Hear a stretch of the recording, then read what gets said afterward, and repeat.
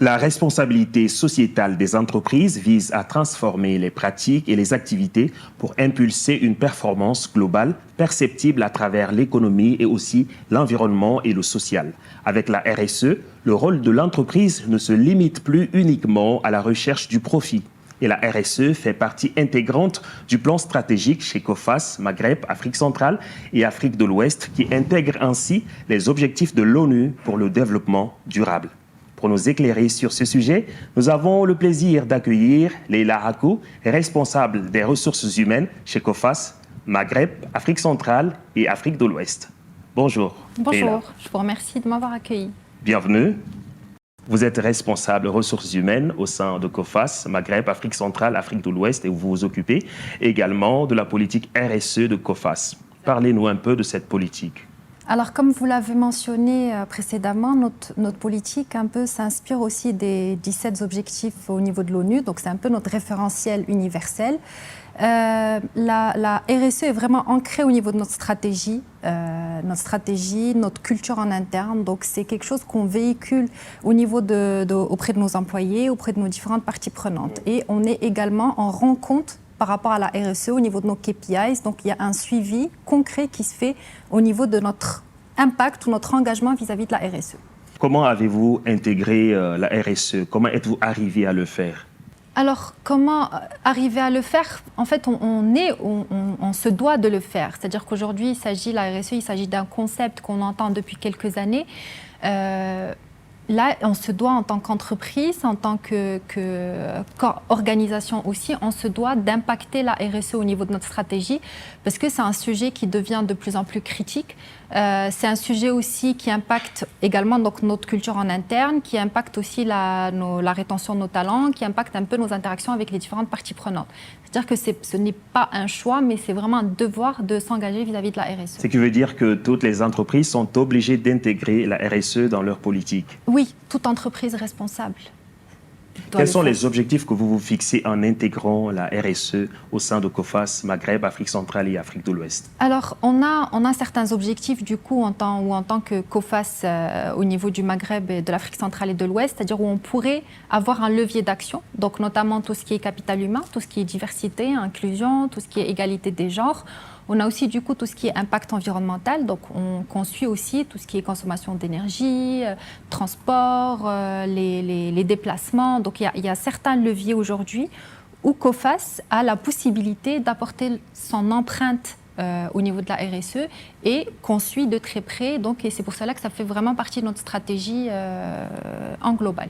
Ce qui veut dire que la RSE englobe beaucoup de choses. Oui, la RSE englobe beaucoup de choses. La RSE englobe, donc comme je disais, on parle aussi de climat en interne, on parle de bien-être des collaborateurs, on parle de transparence, on parle de conformité, on parle aussi donc d'impact environnemental, on parle aussi de sensibilisation par rapport à la communauté, par rapport à le fait d'aider positivement notre communauté afin de pouvoir être dans un développement économique qui soit le plus responsable, le plus éco-responsable, mais aussi d'un point de vue société, d'un point de vue, c'est vraiment la responsabilité positive sur l'ensemble de nos parties prenantes qui constituent l'écosystème chez COFAS. Alors, vous avez intégré la RSE au sein de COFAS, Maghreb, Afrique de l'Ouest et Afrique centrale.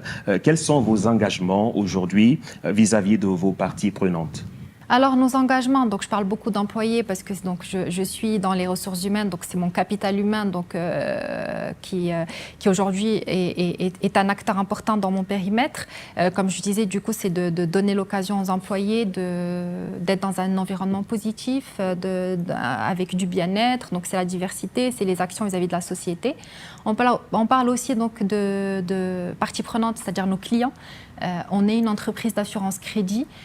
On se doit d'apporter le meilleur service à nos clients, le meilleur service aussi qui soit responsable. Vis-à-vis aussi de nos partenaires, donc comme je disais, on veut travailler avec des partenaires qui ont la même culture RSE que la nôtre, qui sont aussi responsables, qui jouent un rôle actif par rapport à la RSE. Au niveau aussi par rapport à nos actionnaires, nos investisseurs, par rapport à notre comité de direction, c'est donc d'être transparent, c'est d'apporter de la valeur ajoutée tout en respectant nos indicateurs de suivi RSE.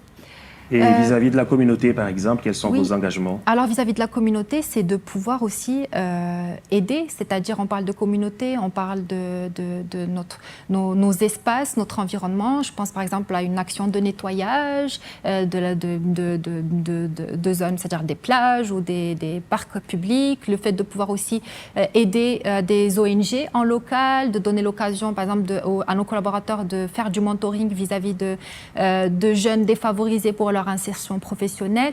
Donc, c'est ces actions qui ont un impact sur notre communauté, que ce soit au Maroc, au Cameroun, au Sénégal ou en Côte d'Ivoire, donc les pays où on est présent aujourd'hui sur Maghreb, et Afrique de l'Ouest et centrale. Est-ce qu'on peut aussi parler de vos engagements du point de vue conformité et éthique aujourd'hui? Oui, alors conformité éthique, donc vous avez parlé du terme éthique. Éthique, aujourd'hui, être responsable sociétalement, c'est être éthique. C'est-à-dire c'est devenu une éthique, c'est-à-dire qu'on se doit, comme je disais au début, c'est un devoir, c'est limite c'est une conformité qu'on se doit de respecter.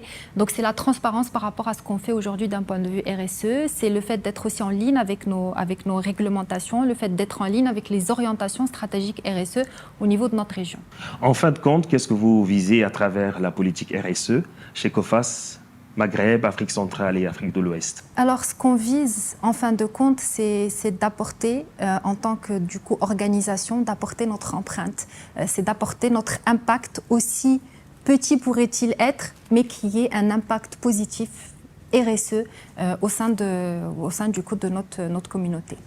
Avez-vous un mot de fin par rapport à la politique RSE au sein de COFAS? Je pense qu'on a un petit peu présenter les concepts clés. Après, je pense, comme on disait, c'est une conscience aujourd'hui qui est en train de s'éveiller, qui est en train d'être de plus en plus importante auprès des collaborateurs, auprès des individus, auprès des parties prenantes, des investisseurs, etc. Donc, continuons sur cette empreinte positive et je suis sûre que COFAS, au niveau de l'entité Maghreb, Afrique centrale et de l'Ouest, pourrait apporter son impact. Merci Leïla de nous avoir éclairés au sujet de la politique RSE chez COFAS, Maghreb, Afrique centrale et Afrique de l'Ouest. Je vous remercie de m'avoir invité. Merci.